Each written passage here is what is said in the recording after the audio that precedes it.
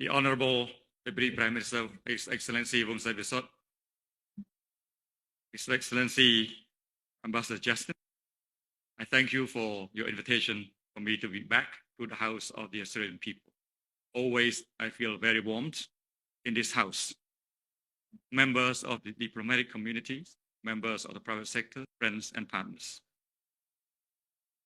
Let me say congratulations for a successful series of events during the Clean Energy Week, organized by Energy Lab in partnership with the Australian Embassy and UNDP as co-founders, along with support of various other partners. As energy demand grows, Cambodia is actively transitioning towards a sustainable future. We are adapting to an evolving energy landscape, and we do so with a focus on environmental responsibility. The Ministry of Mines and Energy has recently been mandated to oversee the energy sector's transition towards net zero carbon emissions by 2050.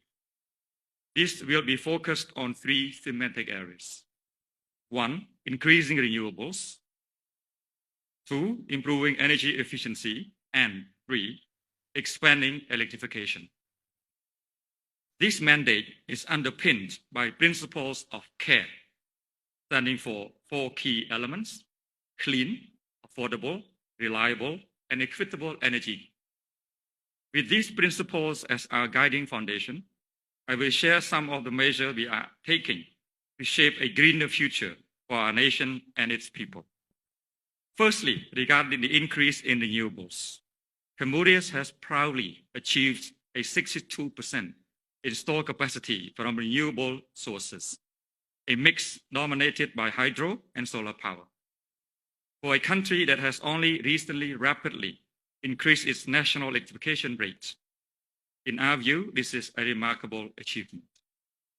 To build on this success, the Ministry of Mines and Energy, EDC, EAC, are undertaking a significant revision of the Power Development Plan. Our goal is to accelerate, like you said, the transition to a cleaner and low-carbon power grid, with a focus on solar, wind, and renewable biomass. This ambitious plan reflects our approach to embracing clean energy and showcase our drive for technological innovation, effective policy making, and collaborative efforts in training and partnerships. Our journey has not been without its challenges. COVID-19 and geopolitical tensions significantly affected energy prices. Yet, Cambodia took decisive steps to safeguard our citizens and industry from these global shocks. By subsidizing electricity prices, we prioritize economic stability and social welfare. This has contributed to our resilience and is evident in our economic performance, with the International Monetary Fund noting an acceleration in Cambodia's growth to 5.2% in 2022. This expansion is partly due to solar panel and electrical component exports. Such industries are pivotal for their contribution to our GDP and moving Cambodia towards a greener and diversified economy. The progress Cambodia has made in renewable energy, particularly in the face of global challenges, is notable. As we continue our clean energy transition, we are determined to build on these achievements and further expand our renewable energy capacity. Moving on to the second pillar, energy efficiency. Efficiency is where our immediate potential for impact lies. The best decarbonized energy is the one we don't have to consume. Before we look at generating more, we should focus on consuming less. Cities cover only 3% of the world's land surface, house over half of the global population, and account for 80% of the world's GDP. They are also major energy consumers, accounting for 2/3 of global usage and are responsible for over 70% of annual carbon emissions.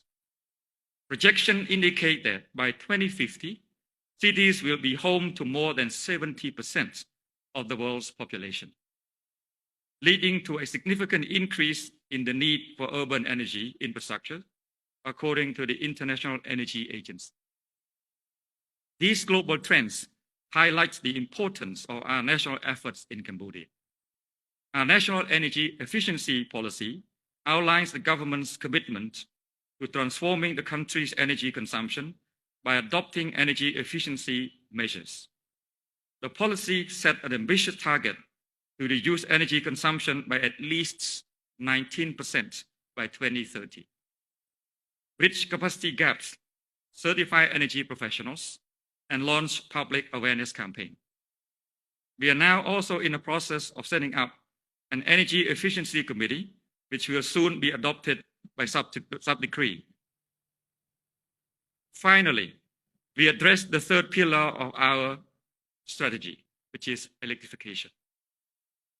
As we produce more electricity from renewable sources, we see the true benefits of electrification. One fundamental aspect of this is our focus on battery storage, which is an essential enabler of renewable energy generation. Our goals for electrification are also reflected in the transportation policies. We are steering towards a future where 40% of our cars and buses and 70% of our motorcycle will be electric by 2050.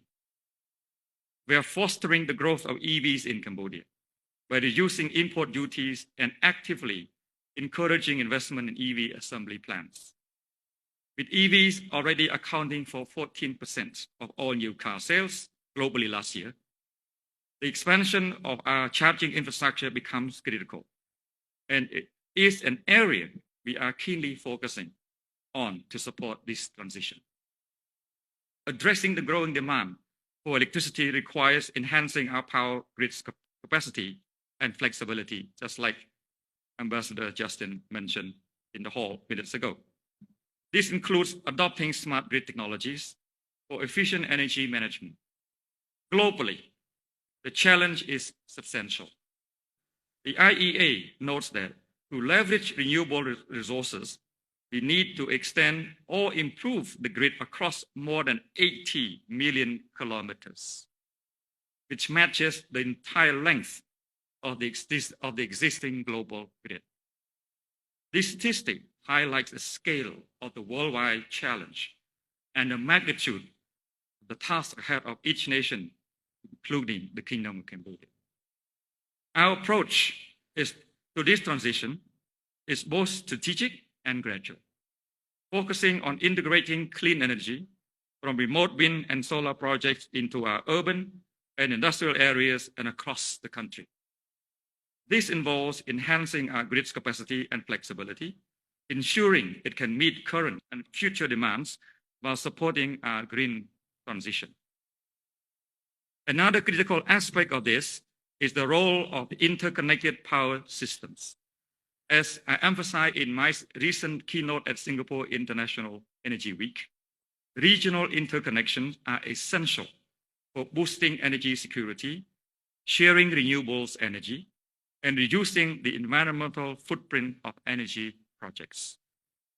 Our Prime Minister, Somdech Mahabawa Tepadei Hun Manet, is an advocate for Cambodia's journey towards net zero.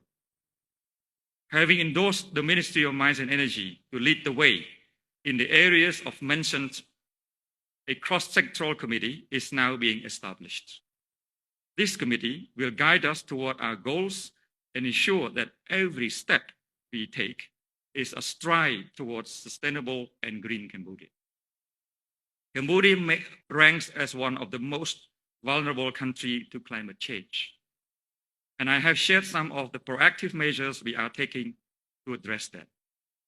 In facing our vulnerability to climate-related issues, we recognize the importance of collaboration. It is a key element in building our resilience, and it is the only way for the global community to tackle global warming effectively. In this regard, Australia's partnership has been invaluable. Through the CAPRED program and other initiatives, Australia has played a